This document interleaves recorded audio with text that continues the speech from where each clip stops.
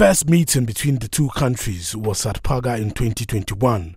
At the end of the latest two-day meeting, Ghana and Burkina Faso also agreed to develop a new boundary pillars document of the reaffirmed boundary line in English and French versions. The two parties also agreed to embark on a sensitization of border communities during and after the reaffirmation exercise. Lieutenant Colonel Evelyn Asamoah read the key decisions taken by the two countries. To establish a joint technical committee and subcommittees to work on the reaffirmation of the common land boundary.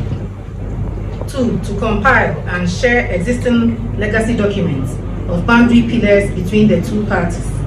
3. To conduct joint reconnaissance along the common international boundary line as part of the reaffirmation. 4. To reconstruct all destroyed boundary pillars along the international boundary. 5. To produce a map of existing and reconstructed pillars. 6. To develop a new boundary pillar document of the reaffirmed boundary line in English and French versions. National Coordinator of the Ghana Boundary Commission, Major General Imanokotia, said the reaffirmation exercise and the subsequent sensitization of the local communities will help prevent boundary disputes. And there are a lot of advantages in doing this. One, to prevent a lot of boundary disputes. We need to understand that the local communities along the boundary lines of Ghana and Burkina Faso are not aware of where the markings are because the markings are very far. But with a reaffirmation, which will be done alongside with sensitization, the people will get an understanding of where the international boundary line is, and that will prevent a lot of disputes. It will give clarity to where Ghana and Burkina Faso boundary is. We are envisaging that we will be setting up a technical committee that will effectively undertake the implementation of the decisions that are being taken. Permanent Secretary of the National Boundary Commission of Burkina Faso, Salamatu Bdabao, says both countries will work together to ensure what has been agreed on paper is achieved.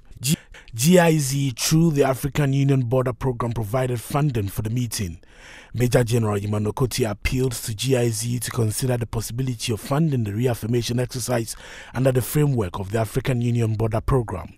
ECOWAS Component Manager GIZ African Union Border Program Dr. Sanu Bakari says reaffirmation exercises are very important in preventing disputes. This program was established since 2007 as a structural means to prevent conflict across African continent.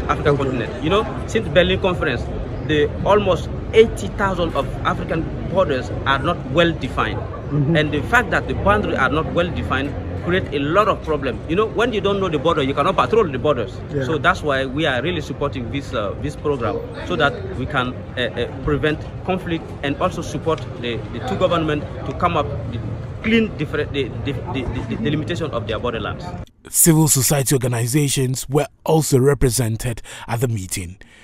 Paul Abraham Mensah, Programs Manager at CDD Ghana, lauded the efforts of the boundary commissions of the two countries. Permanent Secretary of the National Boundary Commission of Burkina Faso, Salamatu Bdabao, says both countries will work together to ensure what has been agreed on paper is achieved. Heads of the Ghana Boundary Commission and the Boundary Commission of Burkina Faso signed in exchange the declaration after the two-day meeting.